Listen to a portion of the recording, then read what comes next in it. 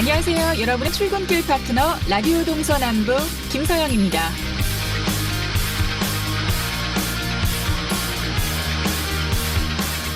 일주일 동안 기다렸던 금요일입니다. 오늘 일만 마치면 주말이 시작되는데요. 그래서 금요일 저녁을 불타는 금요일이라고 하죠. 그런데 금요일이라고 마냥 즐기기만 해선 안 될 것 같아요. 지난해 통계에 의하면 범죄가 가장 많이 발생하는 날이 바로 금요일입니다. 특히 밤 9시부터 자정까지 범행이 집중되는 것으로 나타났죠. 금요일 다음은 목요일, 화요일 순이고요. 시간대는 밤 시간대 다음이 오전 9시부터 정오까지였습니다. 하지만 성범죄를 비롯한 강력범죄는 토요일이 가장 많이 발생했고 그 다음은 일요일과 금요일, 수요일 순이었습니다. 그러니까 범죄의 피해자가 되지 않기 위해선 주말 내내 조심해야 한다는 거죠. 하지만 우리나라 경찰은 믿을만 한 것 같아요. 범죄 발생 이후 검거까지 소요 시간이 하루 이내 검거가 33.5%나 됐습니다. 또 외국과 비교해도 우리나라가 굉장히 안전한 나라라고 하죠. 너무 불타오르지만 않는다면 가족, 친구와 함께 주말을 즐기는 정도라면 오늘 저녁은 일을 좀 잊어보는 시간을 갖는 것도 좋지 않을까요? 10월 25일 금요일 라디오 동서남북 지금부터 시작합니다.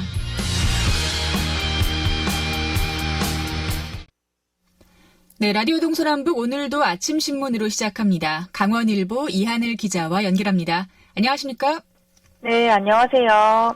자, 오늘 첫 번째 소식 시작하겠습니다. 김정은 북한 국무위원장이 금강산 관련 지시에 대해서 어제도 저희가 이야기를 나눴었는데요. 강원도가 어제 입장문을 발표했다고요? 예, 맞습니다. 강원도는 어제 금강산 관광의 조속한 정상화를 촉구한다는 입장문을 발표했는데요.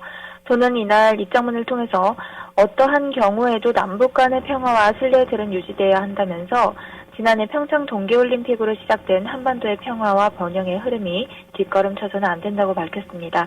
특히 금강산 관광 문제에 대해서 강원도민들은 금강산 관광 중단 이후에 11년 동안 한결같이 관광 재개를 기다려왔다면서 이념과 진영을 떠나 한반도의 평화와 안정 그리고 지역 주민들과 관련 기업들이 입고 있는 관광 중단 피해를 감안을 했을 때 금강산 관광의 조속한 정상화가 이루어져야 한다고 주장을 했습니다. 네, 최근에는 시민사회단체를 중심으로 한 금강산 관광 재개 범도민 운동본부 발대식도 있었는데 좀 상황이 난감한 것 같아요. 예, 맞습니다. 일단 운동본부 발대식으로 인해서 전국적으로 금강산 관광운동을 좀 많이 확산시키자라는 의미가 있었는데요.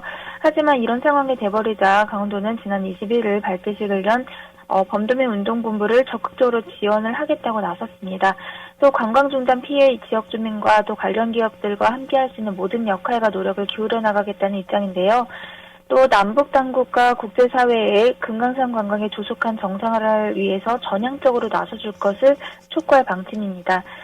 최 지사는 어제 강원도청 통상상담실에서 범도민 운동본부 그리고 강원도연, 강원도 평화지역발전본부와 비서실, 대변인실 관계자들이 함께 참석한 가운데 비공개 회의를 열고 대응 방안을 논의했습니다. 한편 금강산 관광은요, 2008년 7월 12일 이후에 25일 현재까지 4,123일째 중단된 상태인데요. 거의 4천억 원에 이르는 지역경제 피해가 발생한 것으로 추정되고 있습니다. 네, 4천일이 넘게 중단된 상태가 지금 이어지고 있군요. 좀 빨리 다시 함께하는 날이 왔으면 좋겠습니다. 자, 다음 소식은 미시령 터널 관련 소식인데요. 개통된 지 15년이 지났습니다. 교통망이 개선되면서 강원도민들의 생활권이 확대가 됐는데 하지만 여전히 강원도가 민간 투자 방식으로 건설한 미시령 터널에 대해서 손실 보전금을 매년 지급하고 있거든요. 이게 좀 금액이 혈세 낭비다 이런 지적이 있나 봐요. 네, 맞습니다. 강원도의 불공정한 계약으로 혈세 낭비의 주범이 되었는데요. 사업의 재구조화를 촉구하는 목소리가 나오고 있습니다. 주대하 의원은 어제 도의회 조정 질문을 통해서 당초 강원도가 국민연금공단과 계약을 불리하게 맺었기 때문에 2036년까지 손실보전금 명목으로 최대 3,900억 원을 물어주게 생겼다고 설명을 하면서 재협상이 필요하다고 주문을 했습니다. 미시령 터널은 2006년에 개통이 됐는데요. 이후에 국민연금공단이 2008년 100%의 출자를 통해서 인수를 했고 현재 주식회사 미시령 동서관통 관통 도로를 통해서 운영을 하고 있습니다. 당시에 강원도는 2036년까지 실제 통행량이 예상 통행량을 넘지 못할 경우에 손실보전금을 지원해주는 최소 운영 수입 보장 방식으로 계약을 한 바가 있습니다. 이에 대해서 최 지사는 계약했을 당시에 강원도가 잘못 엉성하게 체결을 한 것이라고 인정을 하면서도 반드시 해결할 것을 약속을 했습니다. 네. 그리고 또 사실 그 인근 지역 주민들은 자주 또 이용을 하면서 더 많은 이용료를 냈을 것 같은데요. 인근 지역 주민들의 통행료를 무료화해야 한다라는 의견도 전했다고요? 네, 맞습니다. 이날 주대하 의원이 공개한 자료에 따르면 속초, 고성, 양양, 인제 지역 주민들이 2006년부터 올해 9월까지 101억 원에 달하는 통행료를 부담했다고 주장을 했는데요.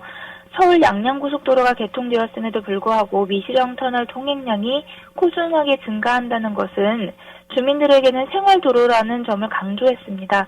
그러면서 현재 강원도비와 시군비로 전체 통행량의 50%를 지원해주고 있는데 완전한 무료화가 필요하다고 촉구를 했습니다. 네. 그리고 이 알펜시아 관련해서도 강원도민들의 혈세가 새고 있다라는 의견들이 있는데요. 알펜시아 매각 문제도 거론이 됐다고요? 네, 현재 좀 지지부진하게 진행이 되고 있는 문제를 지적을 했습니다. 김경식 의원은 알펜시아 매각과 관련해서 지난해 현장 실사를 진행했던 영국의 한 회사를 예시로 거론을 했는데요. 재정 건전성 등 매수자의 정보를 정확하게 판단을 해야 한다고 지적을 했습니다.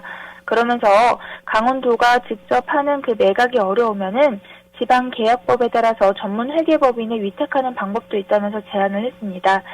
이어진 5분 자유 발언에서는 도내 여성들의 경제활동 참가율을 높이기 위해서 원주에도 여성인력개발센터가 필요하다고 제안을 했는데요. 박윤미 의원은 전국에 53개 여성인력개발센터가 있지만 이 중에 32개가 수도권에 편중되어 있어서 접근성이 낮다면서 강원도에는 춘천과 강릉에 2곳만 있을 뿐 원주에도 필요하다고 강조를 했습니다. 이어서 동해의 심상한 의원은 지난 4월에 발생한 대형 산불을 극복하기 위해서 뉴딜 전략 수립이 필요하다고 얘기를 했는데요. 강원도와 강원도의회 그 전문가가 참여하는 TF팀 구성의 의견을 냈습니다.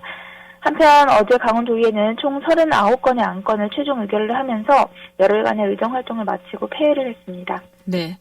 자, 아침 신문 마지막 소식 또 함께 해보겠습니다. 가을철 농촌 지역을 중심으로 감염병 환자와 사망자가 늘어나고 있는데요. 대책 마련에 비상이 걸렸습니다.